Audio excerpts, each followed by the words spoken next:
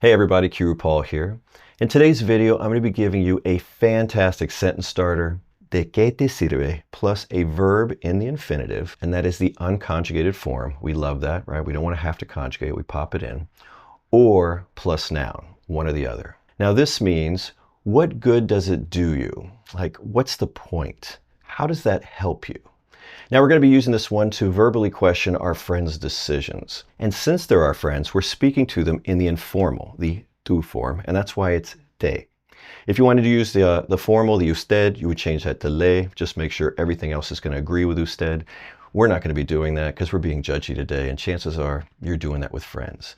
So we're going to be keeping this informal and just be using ¿de qué te sirve? Now with this sentence starter, I think it works best with verbs. So we're just taking our infinitive, right, our unconjugated form, and we're just dropping it in. For example, ¿de qué te sirve estudiar español todos los días si no lo practicas?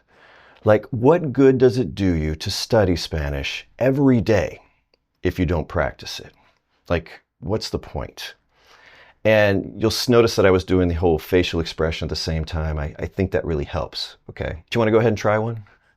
It may be too advanced, may not. It's going to be a little bit longer. Just translate what you know of it. What's the point of working so much if you don't have time to spend the money?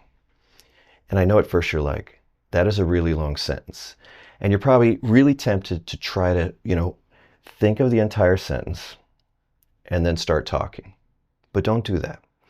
Get it going. You know the sentence starter. The whole point is you didn't have to translate that. Get it out and start building it as you speak. ¿De qué te sirve trabajar tanto si no tienes tiempo para gastar el dinero? You see those pauses I'm taking? I'm building the sentence as I go.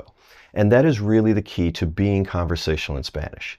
Because the thing that we try to do as English speakers, learning another language, is we're like, I got to think of the whole sentence and then start speaking it. And that was a long one. You're never going to get that out. You're never going to be able to put that together and stay in a real conversation. And that's why we learn sentence starters. And that's why I teach Spanish in like little parts. So you get going. For example, you're dealing with somebody and they just keep talking about the same thing, or they want to keep arguing about the same thing. You just start this way. ¿De qué te sirve seguir discutiendo sobre esto? See, I took a little pause there to come up with that next verb, to kind of put that next little part together. And the part I chose was something else I teach, which is seguir, which means to follow, okay, or to keep doing something, especially when it's followed with the Spanish gerund, which it is here. And that's when we have a verb and we end it in yendo or ando, okay? So we have seguir discutiendo, to keep arguing. And then I followed it up with another little snippet, like sobre esto. I mean, esto is so generic, about this. I didn't even have to go into detail. Now you can also use this construction with nouns. I mentioned that I like verbs better, but it works with nouns. ¿De qué te sirve esa información? Like, how does that information help you, right? Like, what's the point of that information?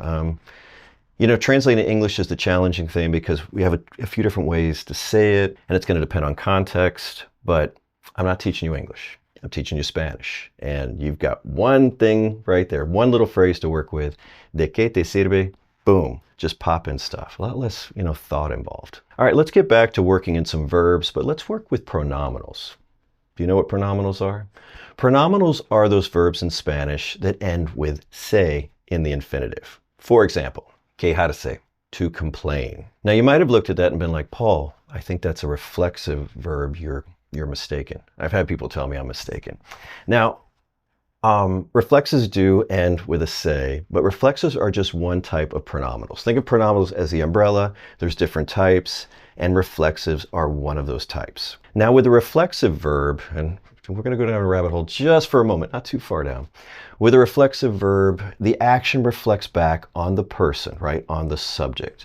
We'll take a verb like lavarse, to wash oneself. I put in a sentence. Me lavo la cara.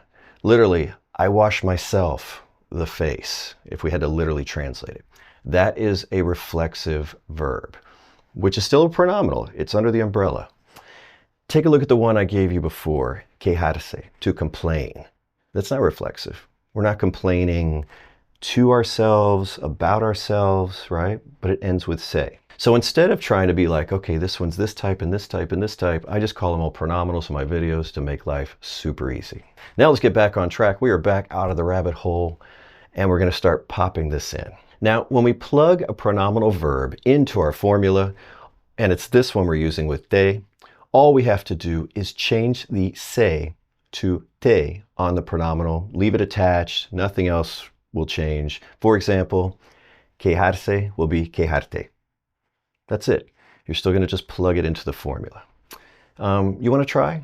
Go ahead and try one. What good does it do you to complain so much? Go ahead and do that one. And do the face. And maybe the hand. This is more Italian, I think. Are you ready? That first part should have come out right away. ¿De qué te sirve quejarte tanto? See, I slowed down. Just to make a point that you get that. ¿De qué te sirve?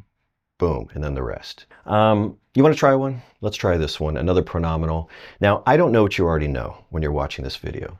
And the point of teaching you Spanish like this is you can take vocabulary and drop it into these formulas and come up with your own sentences. And a lot of times they will be sentences you've never seen or heard before in Spanish, but they will be correct because you're following the formulas. So I'm going to give you your pronominal verb, preocuparse, to worry. Preocuparse.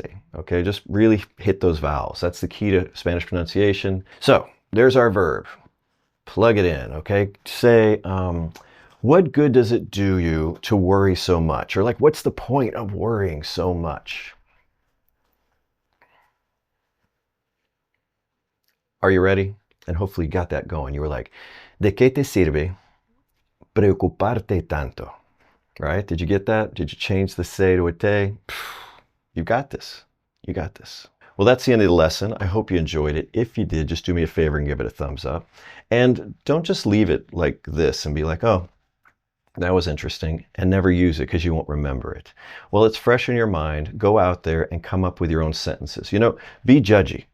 Go to your friends, your family, and, you know, judge some of their decisions. And if you don't know a particular verb, or maybe you're plugging in a noun, just go look that up and then plug it into the expression. Don't go look up like the whole sentence ahead of time. Just that. Build your own sentences, you know. Get yourself thinking. Start that right away. ¿De qué te sirve? And then drop things in. If you want to check that it was correct after the fact and type it in, you know, to a translator, that's great. But push yourself. That's how you're going to get better, all right? Well, that's it. Until next time, hasta luego.